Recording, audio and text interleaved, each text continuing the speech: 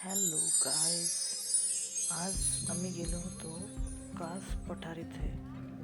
वातावरण इतकं सुंदर होतं, सगळीकडे फक्त धुक्याची चादर होती.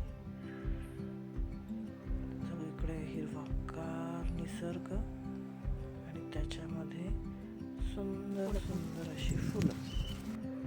इतकं सुंदर वाटत होतं, पण ऊन थोडंही पडलं नाही त्या दिवशी.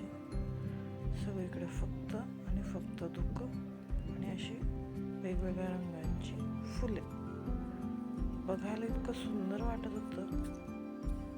पर्यटकांची गर्दीही भरपूर होती. मध्येच पाऊस, मध्येच धुकं आणि थोडंसं क्लिअर असं आभाळ.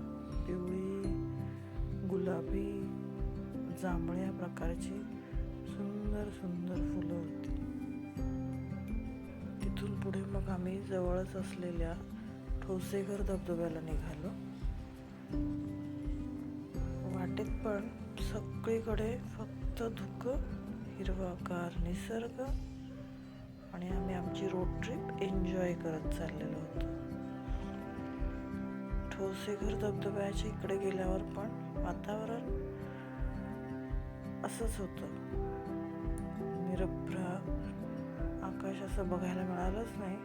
सगळीकडे फक्त धुकं, हिरवे हिरवे गालीचे.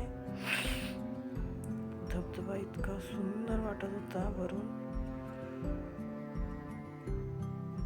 त्याच एकाच व्ह्यूला आम्हाला 3 धबधबे बघायला मिळाले. एक मोठा धबधबा, त्याच्याच बाजूला एक छोटा धबधबा आणि त्याच्याच बाजूला अजून एक मोठा धबधबा. एकाच व्ह्यूवरून हे तिन्ही धबधबे दिसत होते. ठोसेघर धबधबा, त्याच्याच 10 मिनिटातच वातावरण पुन्हा बदललं. सगळे ढग खाली येऊ लागले होते. मस्त अशी छान आमची ट्रिप झाली. तुम्ही नक्की कास पठारला आवर्जून जा.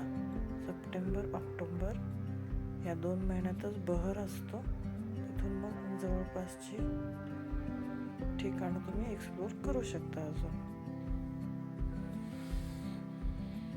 तर कसं वाटला छोटासा व्हिडिओ नक्की सांगा.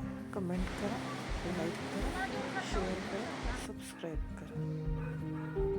ठीक आहे, एन्जॉय. धन्यवाद.